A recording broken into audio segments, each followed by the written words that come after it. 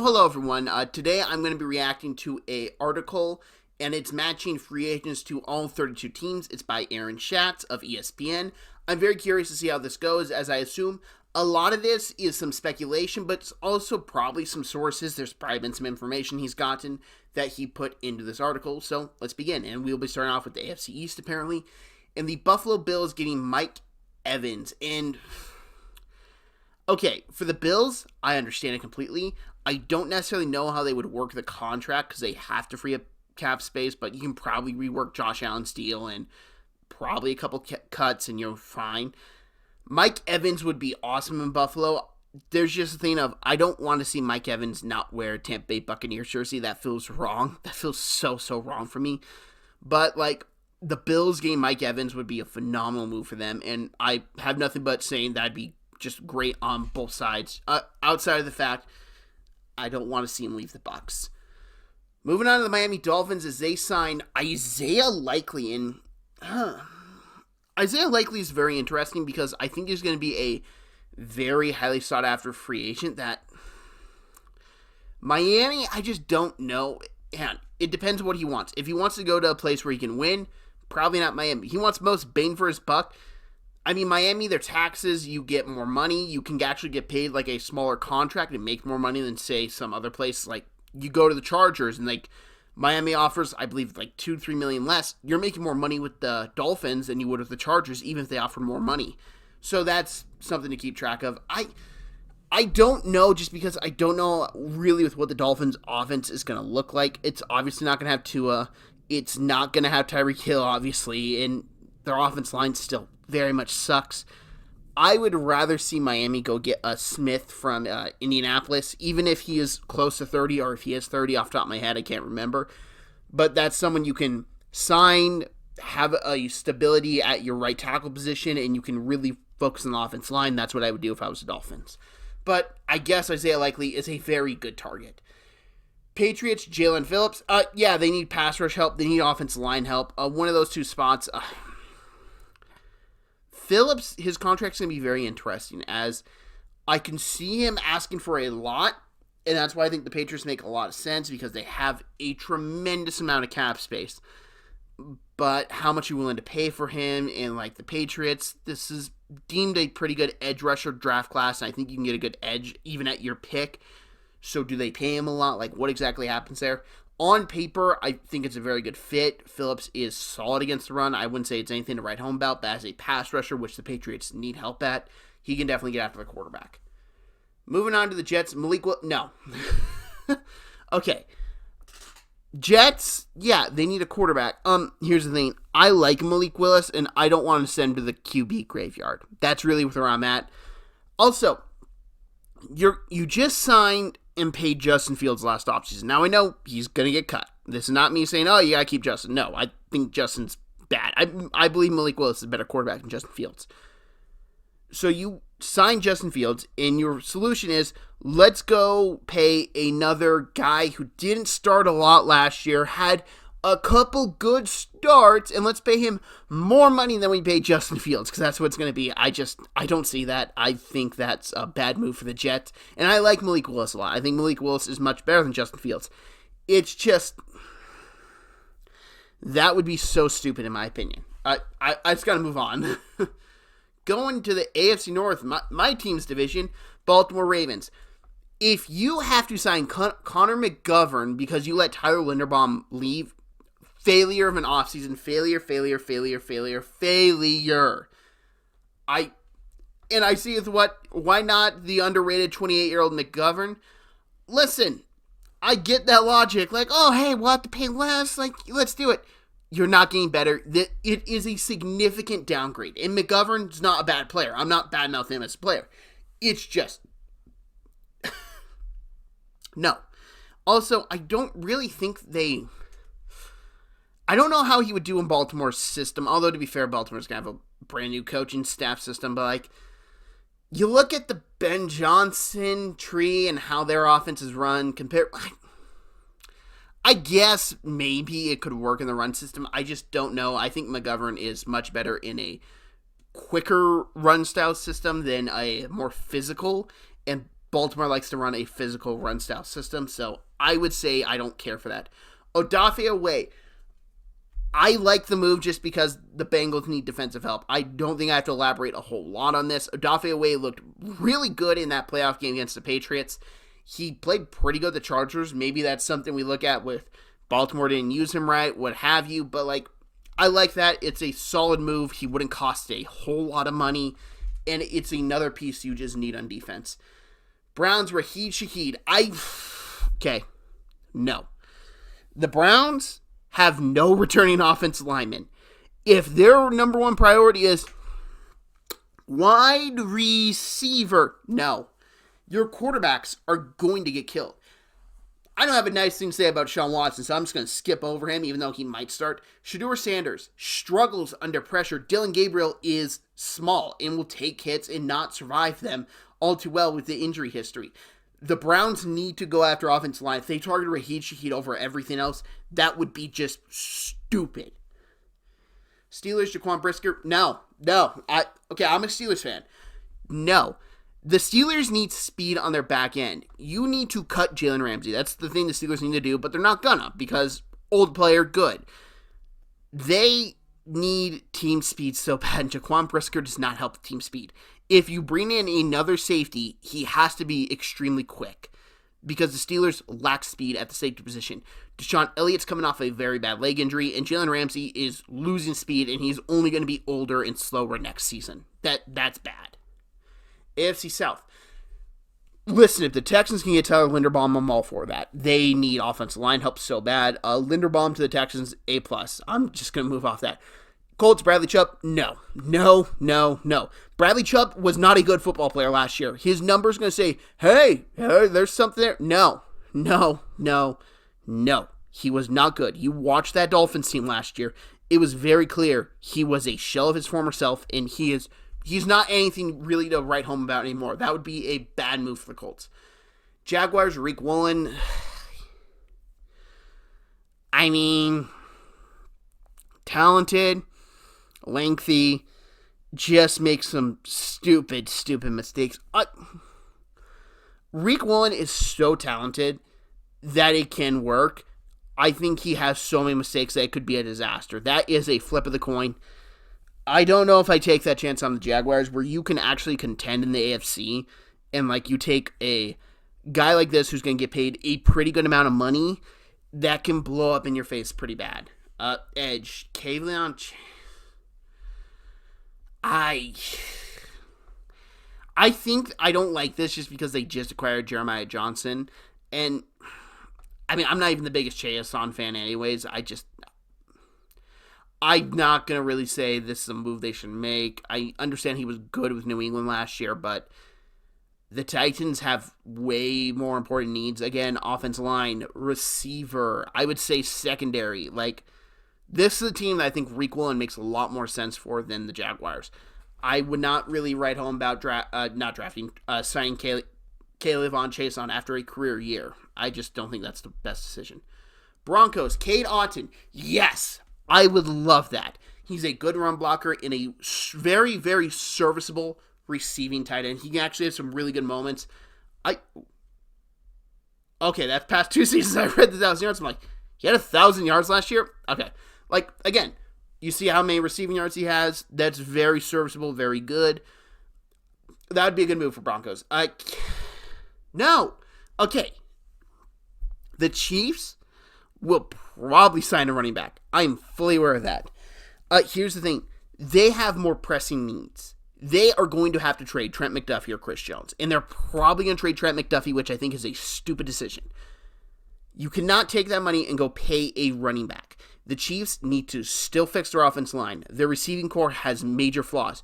Travis Kelce's a free agent, and I don't know how much you're going to pay him, but let alone, you need to look at his successor there because he's really slowing down. Your linebackers need help. Your secondary just needs help in general. I think paying Kenneth Walker with how much money he would want would be a very bad move for the Chiefs. Raiders, Quay Walker. I like this. Quay Walker, athletic linebacker, can play downhill pretty well. Like, they're not going to have to give him a big-time contract. And he is a young player that you can try and take a bet on that, hey, if this blossoms, we have something here. I don't think he's going to get paid a whole lot. I really would like that. Quay Walker to the Raiders. I like that. I would still like to see them address offense line. But considering the Raiders are a buy low candidate like Quay Walker, because I don't think he's going to get paid a lot, I think could be very good. Chargers, Isaac Seumalo. I'm a Steelers fan, so I'll speak on this. He is very talented when he plays. The question is, can he stay healthy? That was something we saw plague him at the end of his time in Pittsburgh. Can the Chargers really hold up? I just don't know. I don't trust the Chargers. Like, the Chargers are one of the few warm weather teams that get the warm weather and they go to that place. I'm like, yeah, but you got the Chargers stink on you. You're getting hurt. And yeah, I don't think you sign a guy, especially with all the offense line injuries he had last year, that has been getting injured the past 2 seasons. I don't think I like that for the Chargers. Dallas Cowboys, Devin Lloyd. Yes, defense. I love Devin Lloyd. I'd honestly be a little shocked if Jacksonville lets him go, especially with how well he was in that defense last year. But this is a very talented linebacker class. Maybe they let him walk and the Cowboys can get him. I like that move. Eric Stokes. I don't know. I think he had his best season of his career last year with the Raiders. I don't really know if that's a move I'd really prioritize or make. So I'm just going to say to be determined on that. Boy Mafe to the Eagles. I think with what Mafe is probably going to get paid from everything I've heard, I would not do this contract. He is a very talented, freakish athlete. I think he would be better served. Like, okay, swap the Titans getting Boy Mafe and the Eagles getting Chase on. I think I like that a lot more.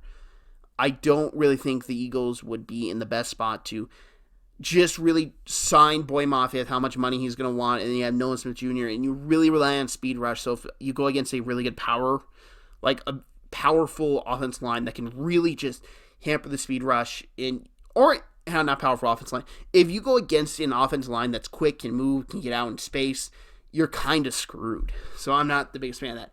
Washington Commanders, Trey Hendrickson. Okay. The Commanders need defensive help.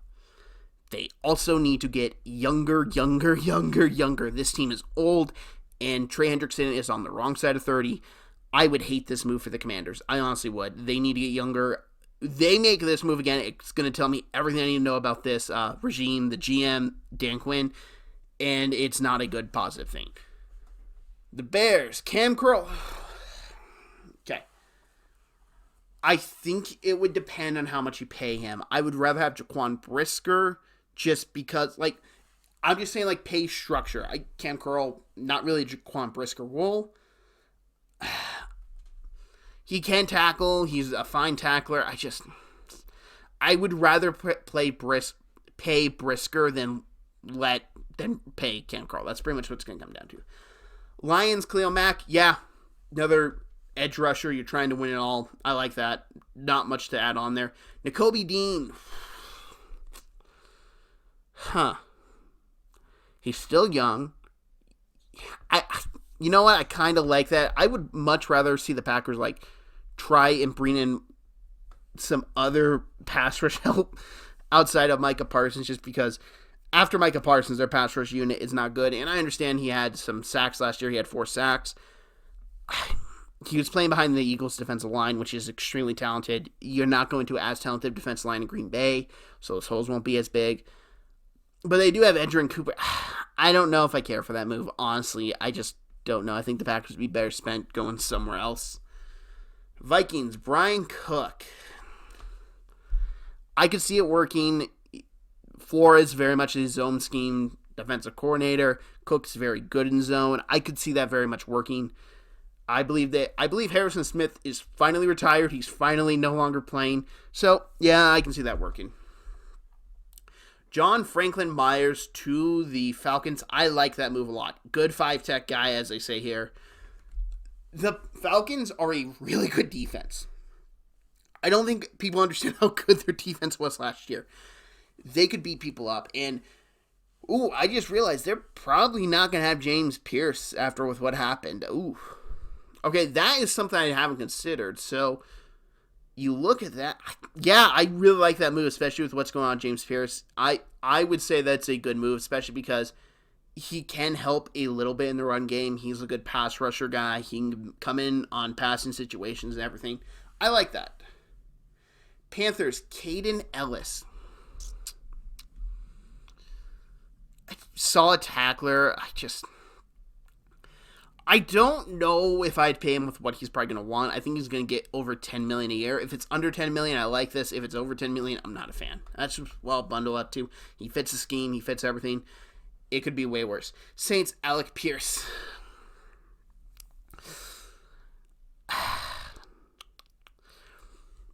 Pierce had a career year last year. And he only had 47 catches. I am very wary of how much you pay him, and that's really what I think of. And I look at the Saints, who don't have a lot of cap space and still need to get at cap hell. I don't think going out and bringing in a highly paid wide receiver, because he's going to demand a lot of money. He had 1,000 yards last year, is the right move for the Saints at all. Bucks, Alex Anzalone. They need speed very desperately in the linebacking core in Tampa. Anzalone, I don't believe brings that. I'm not the biggest fan. He's a very good tackler, so you can make that argument. The Buccaneers struggled tackling and struggled wrapping up. I can see the argument for it. I can also see the argument against it. I would lean towards more. Probably not. Cardinals, okay. Braden Smith. Hey, we get Braden Smith finally. Paris Johnson Jr., when he played last year, was really good, and you put Braden Smith on the opposite side for whatever quarterback you do eventually bring in play. I could see that working. This is a spot I'd like to see put Malik Willis at, just because of the connection with the brothers, the LaFleurs being the head coaches and all that. They'd know how. I'm sure there'd be a little bit more information of how to use him if your little brother signed him instead of someone else. Jalen Watson, Rams need corners. I don't really think Watson's like anything special, but I don't hate it. That's kind of where I'm at. I don't hate it. 49ers, Joe Bitonio. That would be a very old offense line unit if Trent Williams stays. If Trent Williams leaves, man, I don't know. I like what he posted here. Elijah Vera Tucker could be a good fit there. I 100% would agree with that more. Bitonio, just at 34 years old, he's had some injury issues, and you have Trent Williams, who's 37. I can't say I'm the biggest fan of that. I understand the logic, though, if it does happen. Seahawks, Juwan Jennings. No. Okay, no. I will say this flat out, no. Okay. Right there, Joel Bitonio, right there for the Seahawks. They need to replace Anthony Bradford. He's not a good offense lineman. Bitonio, go in there. Super Bowl window makes sense for both parties, in my opinion, and I don't think he would demand a lot of money. That's interesting. Who would I put for the 49ers then? I'll just say this. This does not make sense to me, because if you let Raheem Shaheed walk, you do not go and bring in Juwan Jennings, because you would be looking for a speed threat, not Juwan Jennings. I really would love to see Seattle just kind of roll with the three receivers of Cooper Kupp, JSN, and Torrey Horton next year and draft a guy in this upcoming draft. I think that'd be much better than going out and paying Juwan Jennings. I understand the new offensive coordinator comes from San Francisco that they have. I just don't think it's a move I would want to make. Yeah, that's kind of where I'm at. I just not a fan of the move. But that's going to wrap this video up. I hope you enjoyed this reaction. If you liked it, hit that like button. If you're new to the channel, hit that subscribe button. And if you have any thoughts on this with what I said or anything about this free agency, let's go down in the comment section. I'd love to see everyone's opinions, who you want to see your team sign. I would love to see that. And any fellow Steelers fans out there, listen, I'm going to be very low on this team. So if you want to hear Steelers positive things, I'd recommend not checking this out until the draft time, because draft season I can be a bit more positive. But thank you very much for watching. I hope you like this, and I hope you all have a great day.